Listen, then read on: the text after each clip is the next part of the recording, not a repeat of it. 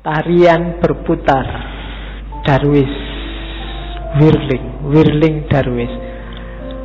Di tarian ini ada beberapa kunci ajarannya Rumi. Ya kalian lihat kemarin di masjid juga ada. Itu ada rumusnya. Mungkin kalian lihat ini kan semakin muter semakin cepat, semakin lemah semakin cepat. Ada yang tanya kok enggak pusing ya? Enggak.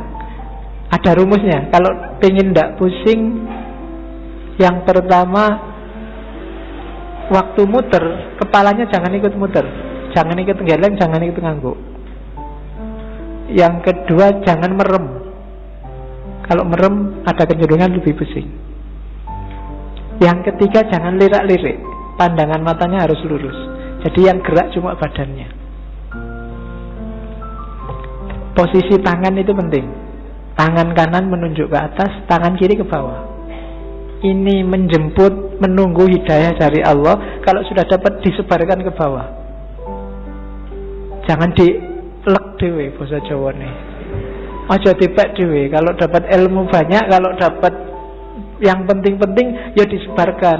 Jangan pelit, jangan nunggu diundang dan dibayar baru mau ngajar. Ya, wong ilmu kamu nggak beli. Saya selalu bilang ilmu itu bukan karena usaha kita, tapi dikasih Allah. Kalau belajar itu kewajiban kita, tapi dapat ilmu atau tidak itu terserah Allah. Makanya kadang-kadang ada mahasiswa kuliah kok ngantuk, jangan dimarahin. Mungkin memang belum rezekinya dapat ilmu dari dosennya. Jadi ini menjemput hidayah, yang ini menyebarkan. Terus mutarnya berlawanan dengan jarum jam, yaitu ada filosofinya. Kayak tawaf itu kan berlawanan dengan jarum jam juga. Ya mungkin filosofinya kalau manut jarum jam itu berarti ikut ritmenya dunia, ikut ritme sehari-hari. Tapi yang spiritual itu ritmenya dibalik. Kita geraknya tidak mendatar tapi ke atas. Saya sering ngasih ilustrasi, kalau kamu sedang masang mur itu, kamu muternya kan harus berlawanan dari arah jarum jam, baru murnya lepas ke atas. Tapi begitu kamu searah jarum jam, murnya akan semakin mancep, semakin ke dalam. Maka tarian ini juga muternya berlawanan, biar ada energi vertikalnya, energi ke atasnya. Itu diantara rahasianya. Ada topinya. Topi ini kalau di Rumi, topi yang tinggi itu isyarat dari kuburan, makam, nisan. Maksudnya apa?